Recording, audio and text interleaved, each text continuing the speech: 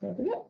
We're live. Hey everyone, I am here with, I know everybody's inspiring, but Jack Murray is one of the most inspiring people I've met. He's hard for me to believe that, I look at you and I'm like, oh my God, he's 15 years old and what he has already done in his life is incredible. He's a 15-year-old elite level athlete from Nova Scotia, Canada. He's currently living in Portugal, playing soccer in the youth Portuguese first division. He's living his dream at 15. Pretty amazing. He's a natural motivator and encourager and is currently working on the 2.0 version of his coaching program, as well as writing that one with 2 books. One is on personal growth because, that's just Jack. And the other is fantasy fiction because that's the other side of Jack. That he's creative and he wants to share his imagination with the world, and it's the genre that he particularly goes to. Jack is also a motivational mindset and performance coach, primarily for teen athletes. He's an ENFP, if you know the 16 personalities, and always wants to see how he can help you get to being and feeling and performing at your best. I love the 16. I'm also an ENFP, actually. I did the test afterwards, and I've done it before. It's a campaigner, it's a champion of people. It's a champion for people and the people around you. And I think that's what you are. Oh, thank you. Yeah, so nice. So I don't know about anybody else, but I would really love to hear how you started in Nova Scotia and ended up in Portugal playing soccer. If you could give us a little bit about. Yeah, I'll tell you that. And first, I just want to say that was an amazing intro. That gave so much detail and it was so awesome. So yeah, like Charlene said, my name is Jack Murray. I'm a motivational mindset and peak performance coach for other teen athletes. And myself, I'm also a teen athlete. I play soccer and I'm now playing the Portuguese first division. And a bit more about me was that I think mindset has really helped me get to where I am today. But I believe that every challenge shapes you. And part of the reason that I learned about mindset so early was because I actually had an autoimmune disorder when I was 4 years old. And that actually severely affected my motor skills, which is kind of surprising that now I'm an elite level athlete. At least I find it kind of amusing or surprising. And from when you're 4, 5, 6, 7, you don't love to go to clinics and tests. So even though that time was difficult, I learned a lot about my mindset. I learned how to be grateful that people were trying to help me. I learned how to talk through my emotions. I learned how to be resilient and all of these sort of things. And that is kind of how my journey started and how I'm now playing in Portugal. I'm throwing up a thing, a banner there. As you're speaking, I'm like, because you went through what when you went through when you were so young, there are people, you could have just as easily gone to, I'm an invalid, I'm not going to be able to do anything with my life, and this is my life, and I'm just going to live it the way it is. Or you can do what you did, and kudos to your parents. Sorry, as a parent, I'm saying this, that they gave you the tools and they helped you through this and supported you through that challenge to rise above it. And I think I see that as so much, that's the source.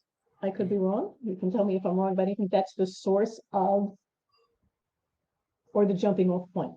There you go. Probably a better way of putting it, of how you became the amazing person that you are.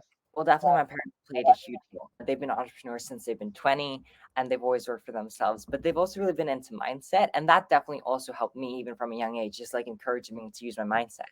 And like at 9, a couple of years later, that's when I started writing in a gratitude journal, an idea from them. I had read my first personal development book, The 4 Agreements. And I believe that when you're faced with a challenge, you always have multiple choices and you can always choose the best choice forward. There are multiple choices, but definitely having my parents beside me definitely helped me a lot.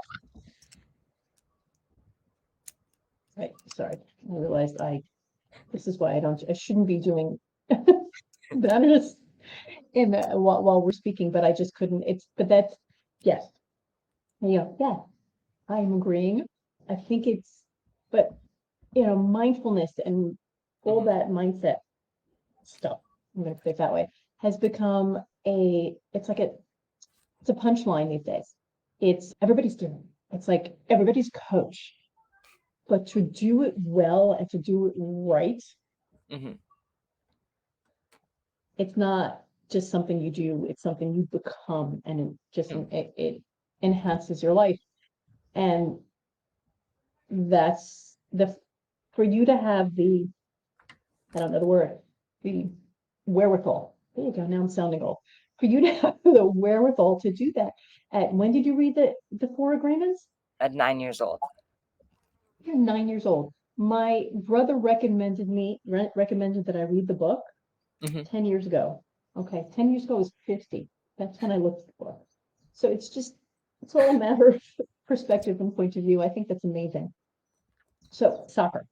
Hmm. We're gonna move to soccer. Okay. Your parents picked up from Canada and moved you to Portugal. How did that happen? So when I was 11, I was lucky enough, well, a bit before 11, I was lucky enough to be playing in a private training academy run by really, really good coaches. One almost made it pro in soccer in the MLS. He was the director of the academy. There was another coach who was actually like a FIFA ref. So he refed games in like Mexico and he met Pele and he was a really high level ref. And I was really lucky to have them as my coaches for so long. And then one day at training when I was 11, the director of the academy took my parents aside at the end of practice and said, "What does Jack want to do with soccer? Does he want to go to a high level?" And my parents, because we had already talked about this, and my dream had always been to go pro, they said, "He wants to go pro." And then he said, "Well, then if he wants to go pro, he will need to go to Europe before the age of 13." And when he said that, he kind of meant it as like go to camp for 2 weeks, just experience the level. But what ended up happening is I was going to go when I was 11, but I fractured my patella and then COVID happened. And then when COVID opened up and I was fully recovered, my parents and I made the decision to move to Portugal because they were entrepreneurs. Like I said, they worked from home. So it was very easy for us to make the move. And we have been living our best life here. We love Portugal. We love the food, maybe just a little too much, but it's awesome. Why Portugal? Why Portugal? Well, for us, my mom's aunt was Portuguese, so we had heard about that, and they had hosted parties or like barbecues, family barbecues, and they'd bring like Portuguese sausages and all these kind of things. And we heard a lot about Portugal from them, and we also knew that Portugal looked like it was known for how well they played football. They've had multiple amazing talents, and the amount of talent that Portugal has produced is incredible. It's a tiny little country and it's all coastline, so it's always amazing Yeah, to me that it is one of my go-to. It is on my bucket list to get there. yeah, you should I've heard. definitely. We'll talk. We'll talk after. So okay, so soccer. Hmm. I guess Canada soccer. I'm very American, so I don't. Soccer is not the first place I go to. Though living in Israel, you would think I would. It's just. So what position do you play? Yeah. So right now I'm playing left back, and I describe myself as a very attacking minded left back. I like to get up into the attack, create overloads, overlap, and play make a lot from a advanced position. Cool. I know nothing about soccer, so I'm going to smile and nod. I Wow. I'm looking at my notes. There's so much I want to ask you. What I Coaching. Let's move on to the coaching. Okay. At 15, you are Mhm. mentoring and coaching. Yeah. Did you take a program? Did you study coaching? How did you get there? Yeah. So like I said, mindset has really, and throughout multiple injuries that I've had, mindset has helped me get past them. Um, and I think mindset is also a really big reason why I've been able to be scouted on the top players in my province in Canada, Nova Scotia. It's another reason that I'm able to play in the Portuguese first division here. And like I said, I learned about mindset, and I think it had really helped me. So when I realized that a lot of teams could really benefit, a lot of teen athletes could really benefit from learning how to use their mindset better because it has impacted me so much. And I also have my own podcast. I've interviewed over 50 professional soccer players, so I know Yeah. how important mindset is to them. So when I realized I could help these teen athletes raise their level and get to the next level, that would be amazing. And something that I say is like I don't pretend to know everything about mindset, but what I do is I say it's like a bridge builder. I help the person 1 year ago or 2 years ago or 3 years ago improve their mindset so they can be where I am with my mindset. And that's how it's kind of all started. So cool. As a parent, I'm like, we talk about mindset. My husband and I are both coaches as well as, a million other things. And I just look at where you are, and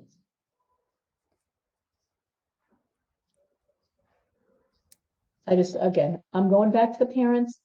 I'm going back to you because I know so much of this came from you, and your parents giving you the space to do that. But what a gift that is Yeah. that you have and you're able to give to people to actually coach them through changing their mindset. You are, by you getting into this so young, Mhm. it will take you through life on such a different way. I mean, I look at my husband, I have a 25-year-old son who's struggling now because whatever his stories are, Mhm. I would actually, I would see you to work with because he certainly doesn't listen to me. But so cool. So I remember, so I did a little bit of homework. I did listen to a previous interview with you, and I loved you had this story um, coaches, Yeah.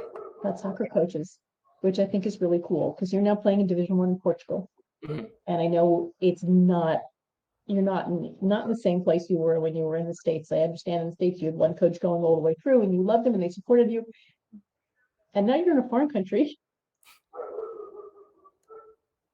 Do you speak Portuguese?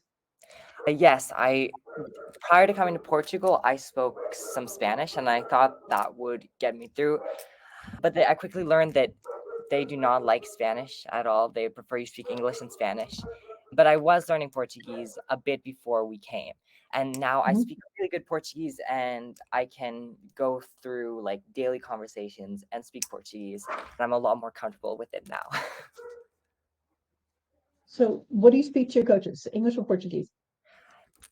When I first came to Portugal, I was lucky that I had a coach who spoke really good English. So it was primarily English. But as I've gone to different clubs and my Portuguese has improved, I've spoken the amount of Portuguese I speak with my coaches has become more and more and more. And now it's primarily in Portuguese I speak with them. That's so cool. It's a beautiful language. Yeah, it's really cool. I love speaking it. I love speaking Portuguese. Okay, say something in Portuguese. Okay. What I said was Wait. Things are pronounced very differently in Portuguese than Spanish. yeah, I said I speak some more. I speak Right. Portuguese now, and I thought that it would be a lot easier. But for me, the pronunciation is very different, and I thought it'd be similar to Spanish. So it's There not. you go. It's not similarly, but it's not pronounced similarly at all. No, well, I got the gist of it. But no, you can see it as you speak, how you, where the sounds are in your mouth hmm Yeah, it's definitely is different than yeah, in definitely Spanish. very different. Like for me, even just kind of from Canada speaking English, like they have a lot of words like that have very nasal sounds, like garagem. And for me, that was really hard. Porcão, dog. There's a lot of these words that sounded very different. Or even like the name Lucas. They say Lucas or Carlos. But Carlos. it's more forward. The sounds are, to me, it sounds like you're speaking more forward it's like the sounds are coming from here as opposed to further back in your face. I haven't really thought Um, about that too much, but yeah, I think so.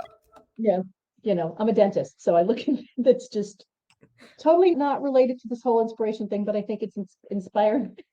Speak Portuguese. Wow. So, what do you want to share with us before Yeah. I start asking more questions?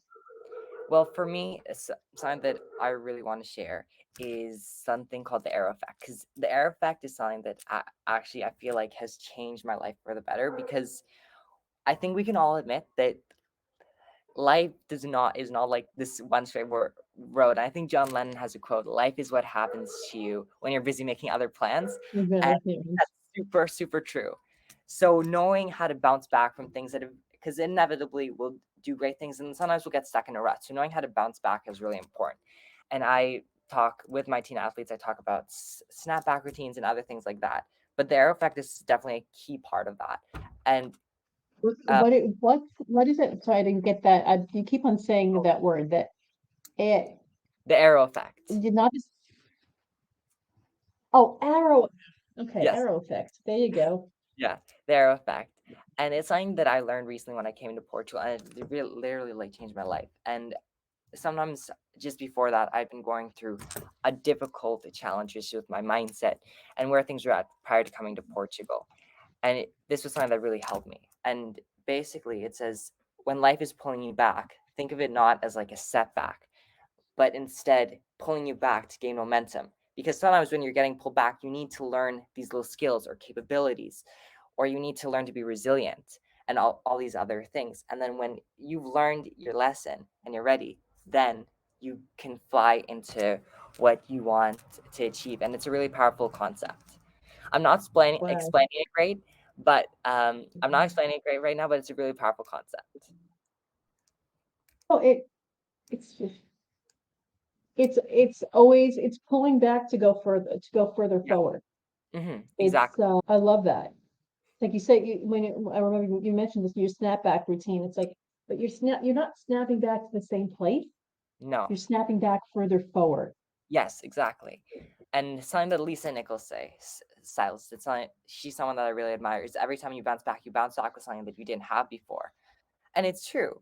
And I think I remember I saw a video of Ed Sheeran saying, "When you win, you learn nothing. It's when you lose that's when you learn all the things." I think it's, and I think that's another really powerful thing because when you lose or when you fall down, you gain so many capabilities that help you when you're further forward. And there are three main pillars of a snapback routine. I can go through them now if you want. Sure. Hold on 1 second. I'm just All gonna right. make a note there. So if people want to go back, snapback routine. All right. Okay, talk to me. Okay. So what a snapback routine is there are three main pillars.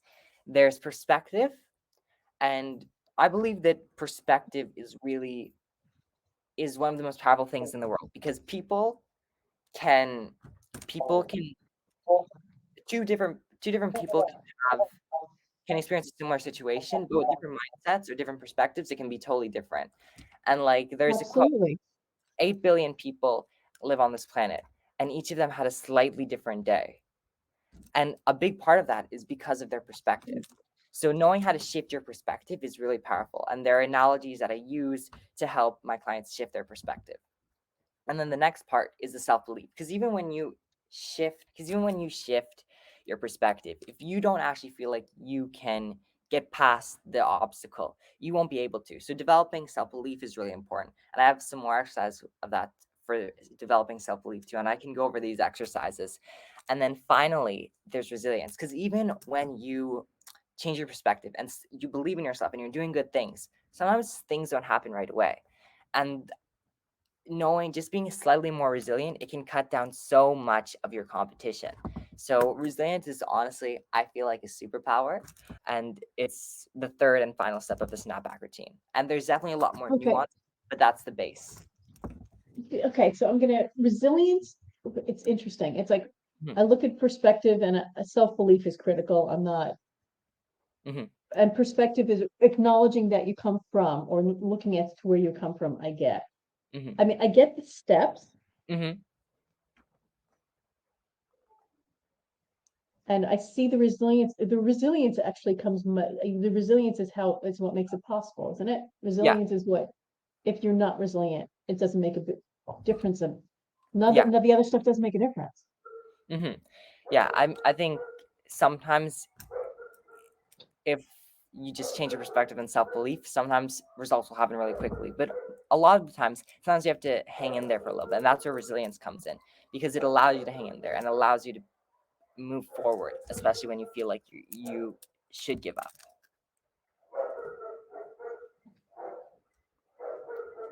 That's so cool. So how would you work with, so you work with teenagers, do you work with adults at all? Yes, I do. If someone comes to me like an adult and they say, I want your help, I'm not going to say no. I don't. I only work with teen athletes.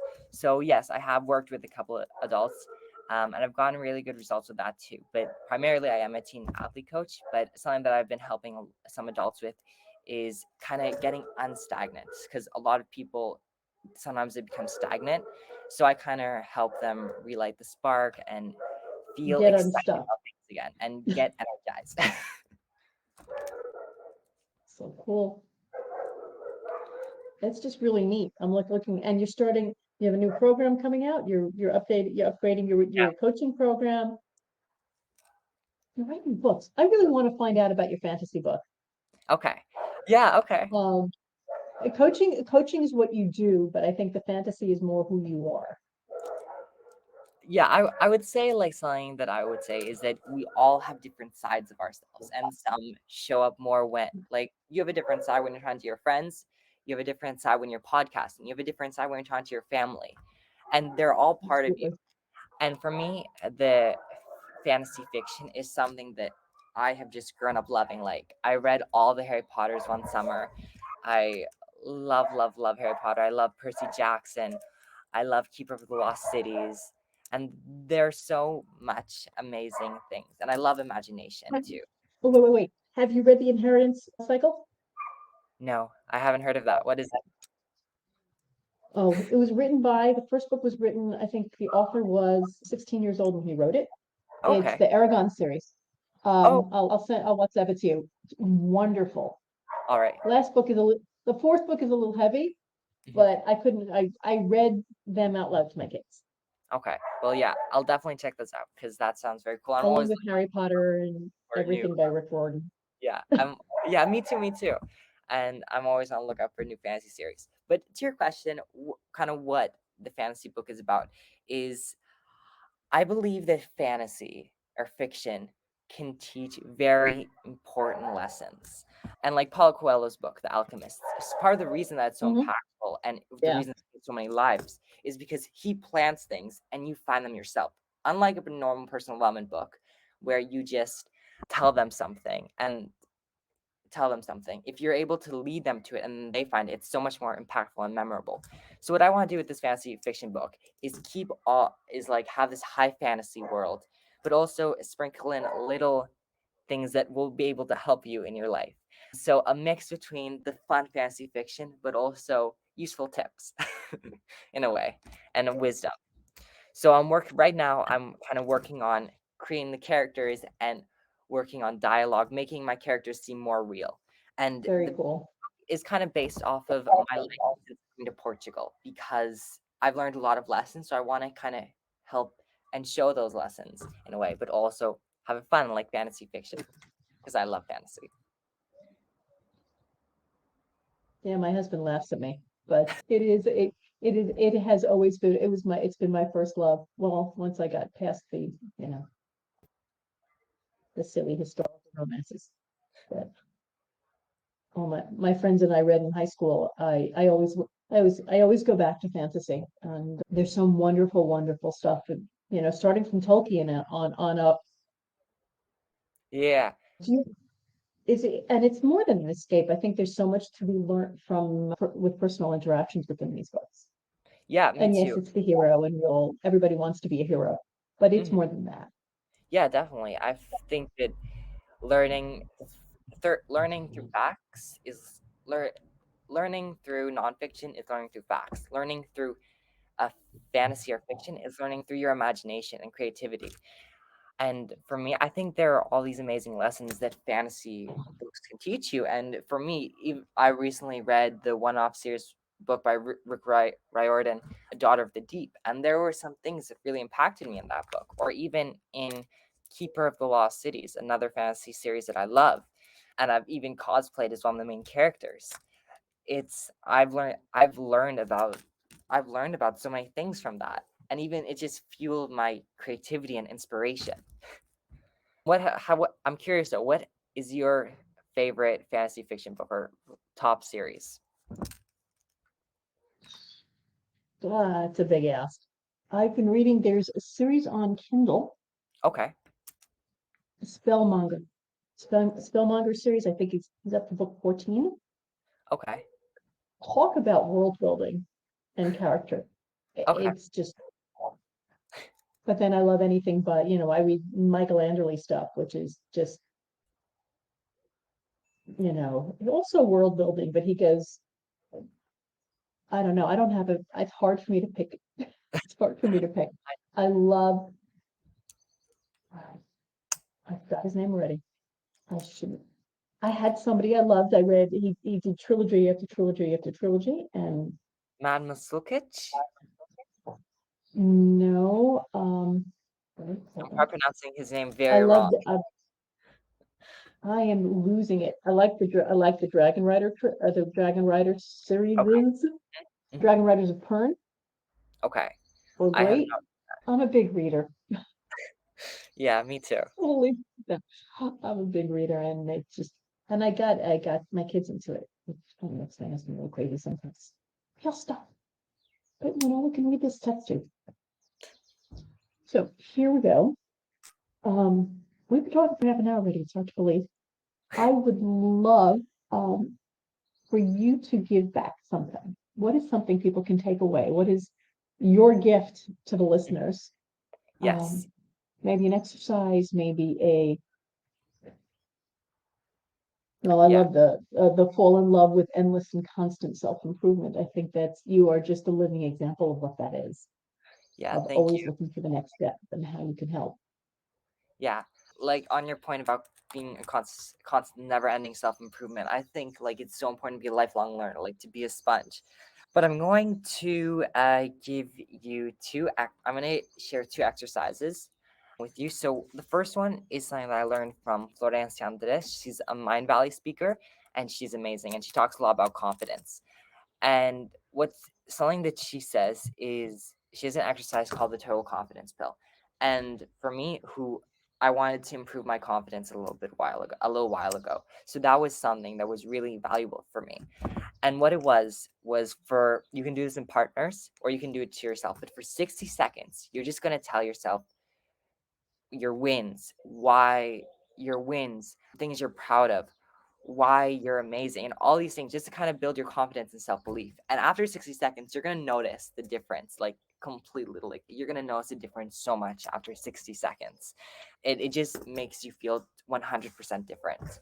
And then another thing that I think is really important, and we didn't really talk about it, but it's visualization because the mind doesn't really know what's real or what's not. And for and for teen athletes, this is really important. Like when my dad's driving me to the soccer field, I'm gonna visualize myself doing well, making the right passes, doing the right dribbles, making the right decisions, putting in good crosses and things like that. So what I did was I created a Notion template. And what Notion is, it's an all-in-one productivity platform, but you can make templates out of it. And it's a visualization template designed to help you with your why, the actionable steps you need to take to achieve this goal. And it's also very visual, especially since a lot of people are visual learners. It's a great tool to have, and I personally use it. So I want to give it to you guys, and just a free Notion Yeah, template. And 70% of people are visual learners, actually. It's oh, okay, really, really up there. I didn't realize the actual number, but yeah, okay, that's cool. I knew a lot of people were visual learners, but I didn't know the actual number. And it's Do also you have a link? Well, 69%. Sorry, if you could, if I can give you an actual number. Do you have a link that we can put in yes, the program notes for that? That yes, would be I'm going to awesome. send that to you. Cool. So, can you talk us through the template? Yeah, all right. So the template, it's very simple, but it's very effective because what it does is it breaks. I have categories in your life, and you can change these up. You can do what's relevant in your life. But you have the category, and then you have a quote inside. And you want this to be a quote that inspires you, that's talking about that particular topic in your life. So you feel energized when you see it. And then what you do, what it is you have images. Images for me, like I wanted a little while ago, I wanted to get a lot of clarity on my new coaching program. So something that I put in there was clarity. And in the image for it, I had like the word clarity very clear. I found an image with the word clarity very clear, and then the rest of it very fuzzy, kind of focusing on the clarity, focusing on that part. And for me, it inspired clarity in me. And then when you go into that image, you'll have like a database in it. And then what it will do is it will have your why you want to achieve this goal. And then I also have a part where you can put in the steps that you need to take, because visualization alone for something like that, for a goal setting template, because I also use those like visualization slash goal setting. And if you're just visualizing, that's good. But if you actually have a step-by-step plan or action plan of things you need to do to achieve that, that's much better. So I have a section in there for that as well.